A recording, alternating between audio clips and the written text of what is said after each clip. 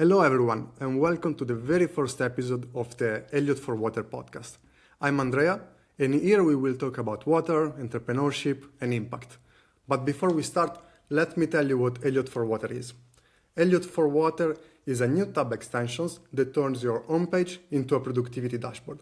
And then we use part of our revenue to finance clean water projects.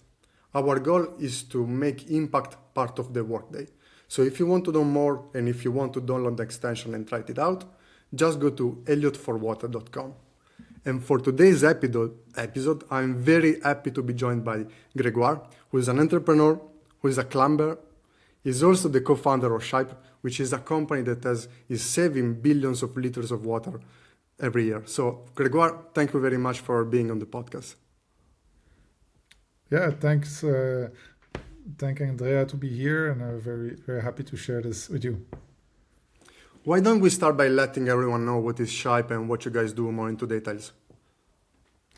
Yeah, sure. So let me tell you a bit about what we do at Shayp.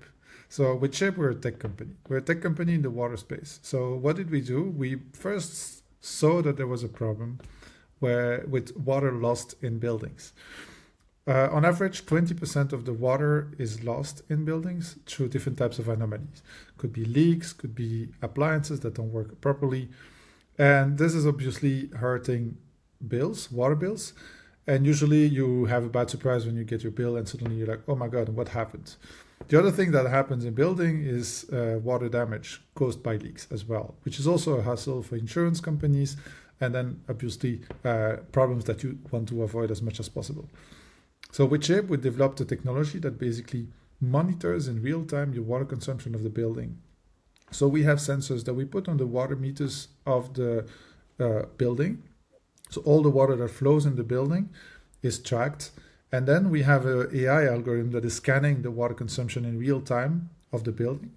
And as soon as an anomaly happens, it's flagged, automatically sends an alert to the building manager so that he can take action.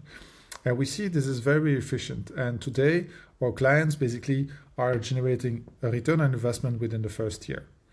So basically, yeah, that's what we do. So we create more intelligence on the top of water to provide insights of what is the water consumption of your building. And how did it start? Because it must come from an idea or from a spark or something must give you this force to start something like that.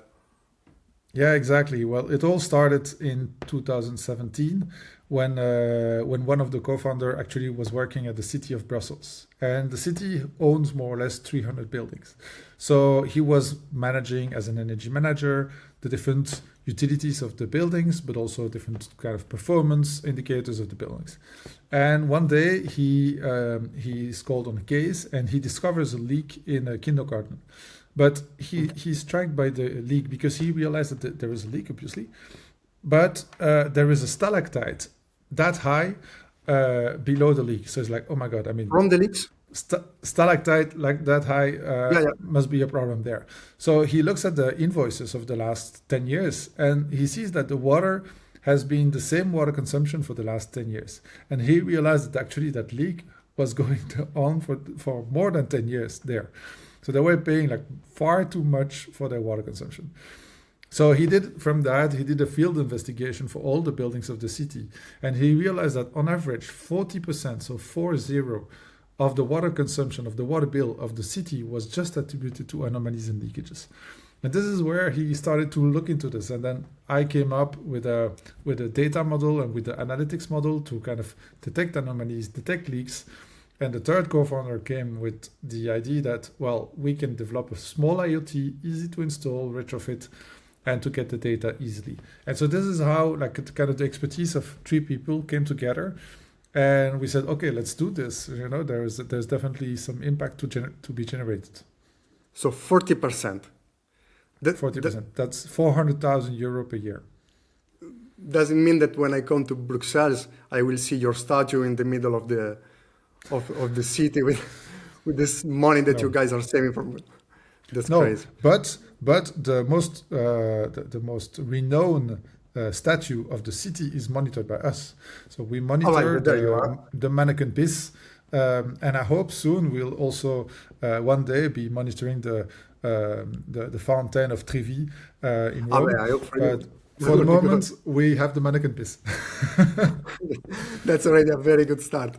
So help me understand something because I am probably one of those people who would have waited to pay 40% more on my bills for 10 years before realizing these things. So when you say that you are helping companies and buildings to find out leaks and find out where this extra water is going out, in my head, a leak is just something that from the toilet or from the faucet, something where I used to kitchen, but to be able to save more than 20 billion liters of water and all the amount of money that you're saving, it means that there's a huge part of water that is going out somewhere. So help me understand where the biggest part of the leak is coming from.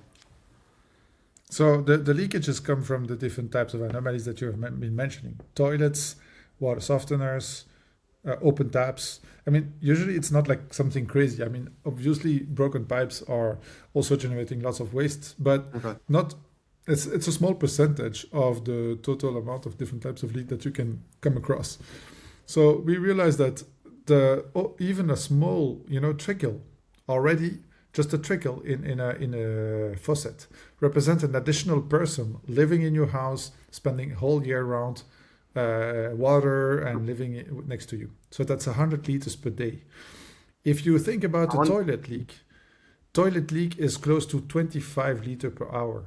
So that represents an additional around 700 euro at the end of the year on your invoice. And a toilet leak can happen quite quickly. I mean, we are monitoring mainly non-residential buildings. Think about a school or a university. You have those huge buildings, huge campus, there are toilets a bit everywhere.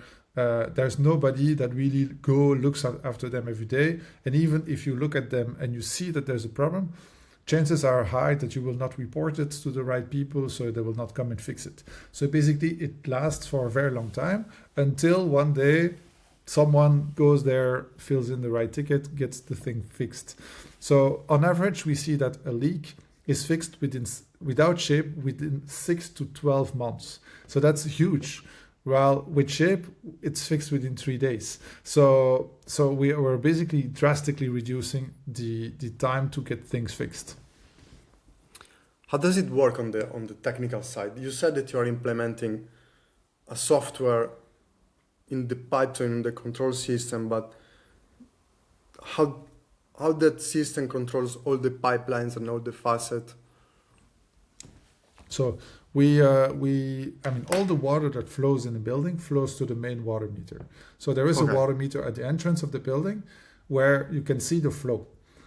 We have a device that basically connects to the water meter and tracks this. So basically, each time the water meters do one spin, that represents usually 1 liter. It depends a bit on the type of meters. But each time there is 1 liter that goes through, we note it. Okay, and so we have a granularity of the water consumption every 30 seconds of the building.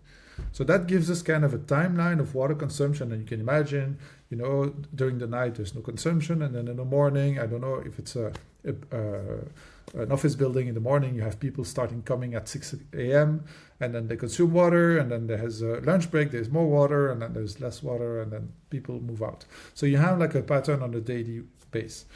The algorithms, the AI systems that are looking at that, what they're looking for is patterns of that understands, okay, what are the appliances that are using water here? Are we talking about faucets? Are we talking about toilets? Are we talking about machines? Could be a dishwasher, could be a water softener, could be a specific process in the company. We see everything that kind of repeats itself.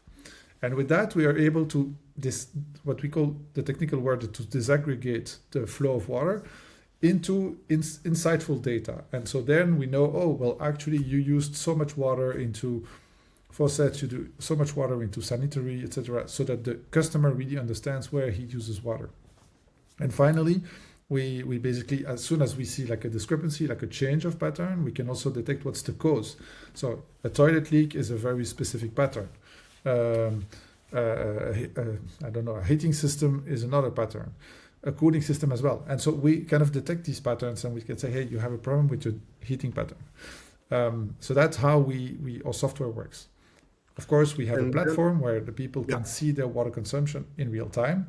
So it's a app you connect and you can see that. You can download a report at the end of the month. You can compare your buildings next to each other. But the most important feature is really to be alerted. yeah, that was my next question, but you just answered it, so that's great. That's good. And you mentioned a couple of buildings like universities and schools. Do you have in your experience some type of building who are having the biggest impact when they use Shayp? Or it really Yeah, well, depends on the place? I often use this example of schools and universities because they are the Okay. worst. So when we see Okay. that the typology of buildings that lose the most water are usually public buildings, like buildings that are collectively owned, and that you have lots of people coming in and out all the time using the facility, but it's not their facility. So they're not like really Yeah. incentivized to take care of it. So those are the ones that are usually not well maintained. Just because of just reality, like you have people Yeah, coming in that's and how it out. It's works. normal. Yeah. It's a school or it's a building or it's a campus or it's a public building, a museum, whatever. As opposed to the buildings that are better managed, usually are offices buildings, uh, individual homes. They are usually less prone to anomalies because people really care. They are living there all the time. It's their place, so they will be more attentive to this. And then there is a range of different things. I mean, the more complex the building is, if you think of a hospital, for instance, it's a very big Yeah, building. Usually you have different types of usages of water there as well. It's very complicated to maintain. So there you also have more likely to have anomalies. And so we basically adapt a little bit depending on the type of building we're addressing. yeah, that makes total sense. Even because, well, just like you said, it's public building. So even the bureaucracy to go and try and fix it and find the right person and get the right person to notice is just very long. Whereas if it's my house or my building, I know I can be the boss and I can call and get someone to get it fixed immediately. So that makes a lot of sense. And speaking more about the business side, you are now running a very successful company. You are having a lot of impact. If someone were to start a new company tomorrow, what advice would you give him? I mean, I have always been driven by impact. It's not only, Okay. only about entrepreneurship, it's by impact. So I think We it's agree on very this thing. different to start a business, that's it, or start an impact business. So I would make first the difference there. If an entrepreneur is looking for making a business, it's very, very important to find the market fit, to find the problem, and to put the right solution to the right problem. Um, if you drive impact business, be aware that it's complicated, and sometimes it's going to take a bit longer because even though you create impact, the market fit is probably harder to find, or the willingness to pay is probably lower from the customer perspective. So these are things that I would advise usually to say, look, don't look at your impact right away. The impact comes over time, and it's only when you kind of a bit further down the road that you suddenly look backwards and say, oh wow, I did quite some job. But the thing is, if you're too if you want too quick results, impact businesses is hard. You have to be to have perseverance. So that's the first thing. Another thing is really be able, be flexible. Listen to the market. I think I'm not the only entrepreneur who says that, but basically, what I realized when building Shayp is that I wanted to find one customer that would be my ideal customer profile. That's everyone will tell you need to ideal customer profile. Yes, in theory I agree, but some ecosystems or some markets require that multi-stakeholder approach, where in our case we have indeed the building manager is kind of our end goal, but we also work with utilities, we also work with insurance, we also work with data centers, we also work with public authorities, and everyone kind of comes into that mix. And thanks to that, we were able to be very successful because we're bringing everyone around the table. It's not easy to be an ecosystemic player, but I really think that's the future of creating value for the future, especially in those industries that need to be disrupted, but nobody really wants to make the first move. And so I think, I really encourage that as an approach to be open to partnership, be open to share your ideas. Like recently I was talking to my competitors. I have no problem talking to them. Actually, I'm even sometimes partnering with some competitors because there is shared value anyway. I mean, they solve a problem in a certain way. I do solve it in another way. There's shared value that is created. And I think especially in such markets, you can create a lot of value by being that open with other players. Which brings me back to one of the first conversations that we were having, because obviously Elliot and Shayp are two different stages right now. We are just starting out. We are very well developed. And when we first started talking, first of all, when I sent you the message, I wasn't expecting a reply right away, because the way I found out about you, it was a friend of mine who's also an investor on the company, sent me a video of one of your interviews for the World Economic Forum. So I told him, okay, let's give it a shot. Let's try and then you replied immediately. So that was very cool. And the second thing that you guys told me is which reflects what you just said, is that we have a shared mission. We once were at the stage that you are now, so we are very happy to do something together to help achieve the end goal, which is water. Now we go towards the clean water, you go towards the saving water, but still the mission is the same. So that really reflects on what you were doing. And since we just mentioned it, I think is apropos to mention that at the end of March on the 23rd for the World Water Day, we will have a shared webinar to go more into details about Shayp and how it works and how companies and buildings can benefit from it. So we will put the links and the details in the podcast, but I think this was a nice moment to share about what you just said. And something else that you mentioned initially, the first thing about the impact and the right companies, and to be patient about what you guys doing, what you're doing when you're starting a social enterprise, I think is extremely crucial. And even in my journey, what I realized was that it doesn't matter if your mission is to save the world, if the company or the product or the service that you are providing is not useful for people or for companies, then it's just almost like a charity, because people will have to use it as a way just to support the cause. Whereas this is not what we want to do. We are a social enterprise. We are a social entrepreneur, meaning that both the sustainability and the economical and business side, they all have to work together. And the better the business side work, the better the service, the better the product, the more impact you can have in the long term. So these two goes combined, like you mentioned perfectly. And maybe just wanted to comment on that. I mean, we're talking about entrepreneurship. Before starting Shayp, I've been thinking myself, what should I do? It was a bit of a turning point in my career. I was like, should I work for a large corporation and do something probably very small impact but at scale, because it's a big company, but I will have like little impact? Should I start a company myself? Then I will probably start very small and I don't know how big I can get, so probably it will be hard. Or should I go for working for a nonprofit? And because it was important for me to create impact anyways, whatever I choose, whatever path I was going for. And the reason why I decided to go kind of the middle ground, like starting my own company, but still for profit, was that I believe if you want to build something at scale, if you want to make it possible to scale, you need to have a business model that works. So that's very important. It has to have ROI, it has to have unit economics, it has to make sense. Whether it's in a big company, whether it's in a nonprofit, often those are kind of budgets that are not necessarily with a sustainable business model.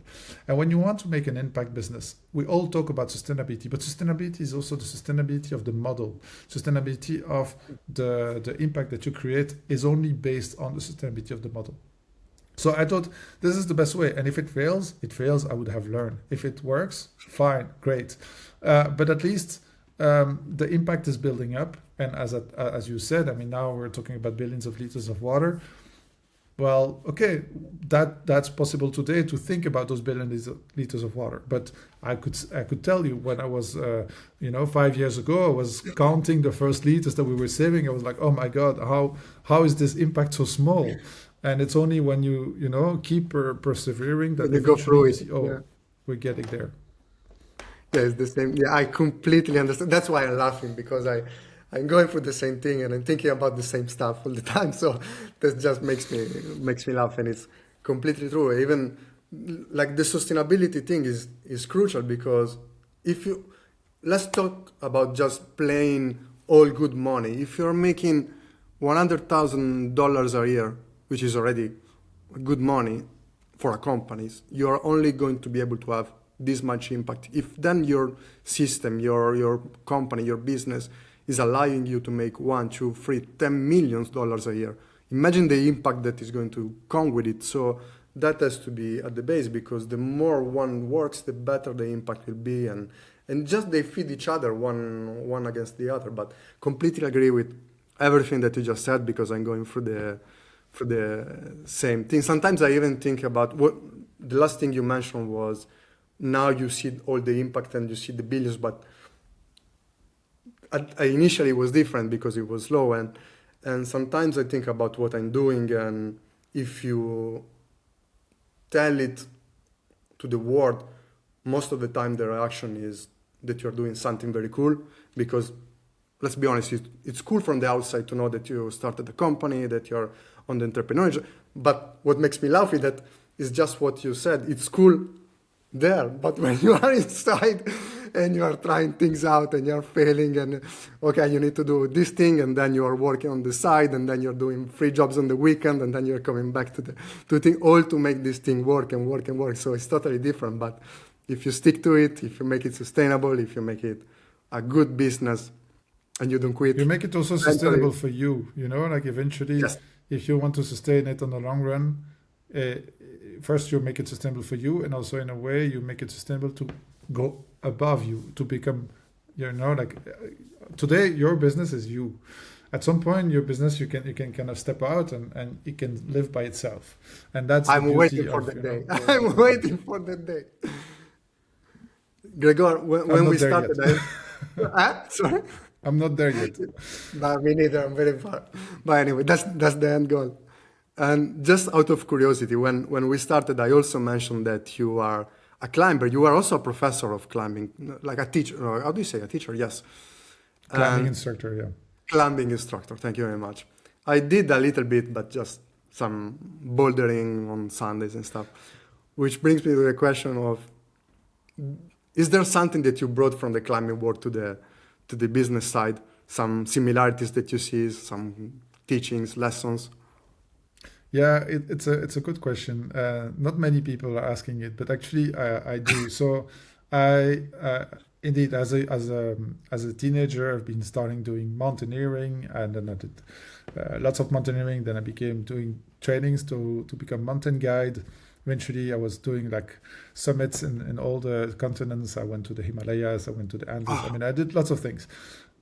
But at some point, I suddenly became a dad, and then I had kids, and then I was like, oh, I mean, I cannot go doing these extreme things if I have like small children at home. I feel like I need responsibilities, etc. And so I was really, working on myself, saying, okay, but what? Why was I doing all these extreme things? I mean, was it a need for myself? And I realized that I needed adventure. I mean, I'm a person like that. I'm a bit of an innovator. I'm a bit of a pioneer. I like to go on a new path, discovering a new route, exploring new things. So I said, well, I'll turn that energy into something different, and I'll create a company, and it will nourish my feel or my need for adventure on a daily basis. So I would say the first thing that I would say I apply from that life to this current life, and I keep going sometimes climbing, but I'm not as much climbing as I used to, is to kind of live adventure on a daily basis.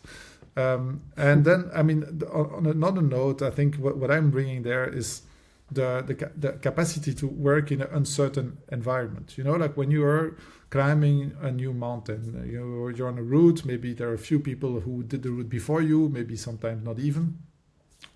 You have uncertainty about the weather. You have uncertainty about the quality of the ice, the quality of the snow, the quality of the rocks. You have to just move, and then you have your tent, you have all your backpack with lots of stuff in there. Sometimes, like you have like for 5 days of food, or 10 days of food. I mean, you don't know. It depends a bit, and so there's a lot of planning, but there's still a lot of uncertainty. So you have to be conscious about your using your resources. And eventually, the whole story there is that it's more about the journey than making the summit, And I think that's something that is transferable for impact businesses. It's about the journey. I mean, yes, sometimes it will be harsh, sometimes it will be good, sometimes it will be bad. You need to celebrate the good times. You need to go and keep going for the bad times. Eventually, you get a happy of the results that you generate.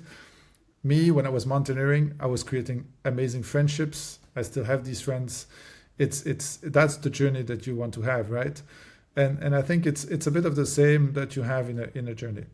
And I would say the last transferable skill from there to here to startup is leadership.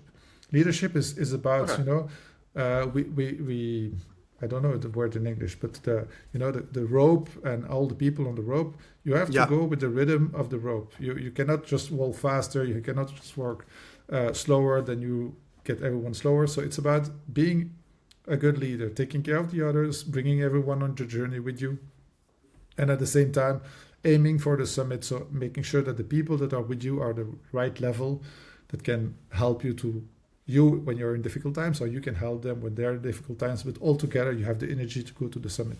I think that's also a transferable skill to the journey of starting a company. From now on, everyone will go just climbing and mountain climbing and ice climbing right now. But that was very cool. It's a good life lessons. When you go in the mountains, you learn a lot about yourself. It is.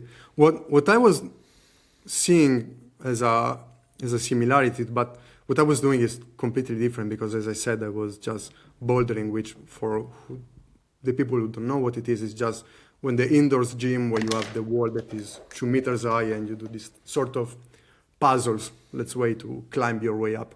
Whereas you are full blown adventure in the wild. But what I was seeing in my case is that you try to climb and then you fall back, and then you climb back and you do one step more, and then you fall down, and then you do 2 steps more, and then you fall down. It's all a question of being patient and trying to figure out the puzzle and not panic while you fall down. It's just a part of the cycle. You need to try different steps, try different positions to see which one works, and also which one works for you and might not be working for someone else. The same with business.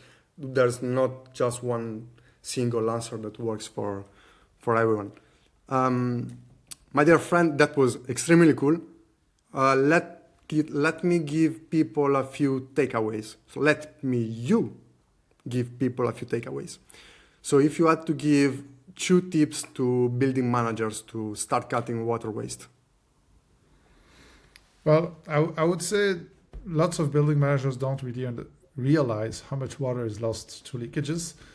They don't realize the return on investment that could be generated by these simple technologies. So that's the first element. But the second element is as well is about the building certifications and the asset value that you can generate by just having a better managed building. What we observe is that on average, the building value can increase from 10 to 20% just with having the smart building technology in place. So today, I think it's just a no-brainer. We need to equip buildings with more efficient technology. This is easy to install. In our case, it's very easy because it's even retrofit. It's scalable. And if you have also like a portfolio of buildings across different geographies or different regions, it consolidates the data all in the same place. So for a building manager, I would really insist on doing that. It's not that costly and it saves a lot of money eventually. So there's no reason to not look into this. Great. So where can people find Shayp and more about you guys? So obviously we are on the internet. We are on the website shayp.com. So SHAYP. And then, I mean, we're trying to be also present on most of the trade shows in Europe, whether it's PropTech or WaterTech. There are different kinds of conferences. Don't hesitate to visit us on the booth. I mean, in the coming weeks, we'll be at World WaterTech conference in London, and then after we'll be in Cannes for the MIPIM conference in France. And then we'll also be at Change Now in Paris early April. So those are conferences where you can see us, find us, come talk to us. More than happy to discuss. And please do talk to them, because what they are doing is extremely cool, and it also is saving a lot of money for all the people using it. Because like we mentioned before, yes, it's the impact, is the mission, but at the end of the day, the people and the buildings using your solution, they are also saving a lot of money on their buildings. Thank you very much for... Yes, please. Yeah, maybe just wanted to say, you can also obviously find us on LinkedIn. Feel free to contact us. We have an email address, info@shayp.com. Easy to use. You will always get an answer. Yeah, and we'll leave all the links in the description of the podcast as well. So thank you very much for joining us today. It was extremely interesting, to say the least. You're welcome. And for anyone... Thanks for having me. No, it's my pleasure. And for everyone listening, please hit on the follow button wherever you are listening to the podcast. And again, if you want to learn more about Elliot for Water, just go to elliottforwater.com, read about it, add the extension, try to use it, and we'll see you in the next episode. Thank you very much. I recommend Elliot for Water is great.